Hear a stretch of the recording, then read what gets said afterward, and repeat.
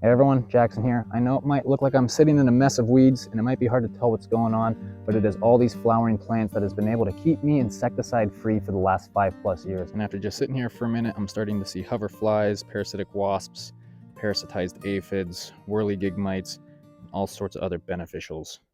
So at this point in the season, my paths kind of just disappear and I let nature just take course and I find my paths through as I can. I primarily plant a bunch of buckwheat, all these pink flowered guys here, and a lot of dill, which you can see over in this corner as well.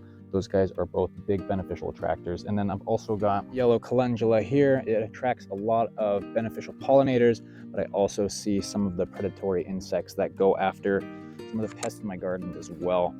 One of the big benefits I've found with the calendula is that it works as a pretty good trap crop or banker crop for aphids. So the aphids tend to love these guys. They will just swarm them. I've even seen them leave other plants that were established and move to these guys because they like them so much. And once they take over, it kind of becomes daunting because they just cover the plants. But if you've got a good, healthy supply of beneficial insects in your area, they'll come in and make light work of the problem, and then you'll have a ton of beneficials to just keep your garden safe for the rest of the season.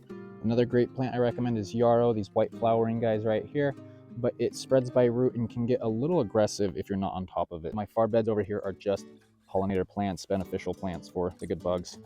And I got a row of cucumbers here, then a row of tomatoes, got some buckwheat popping up in the paths here at the end of the rows as well. Not so much in this pepper row, so my squash bed is a little bit of a mess over here. All this dill is volunteer dill. I haven't planted any of these flowering plants in years. I've got a bunch of potted plants over here.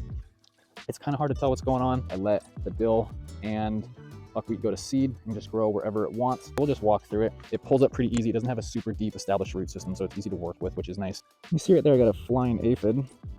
So it's not like I don't have pests. They're here. They are just kept in check. And a perfect example to show that I do have them and that the beneficials do work. This guy's got a bunch of aphid carcasses.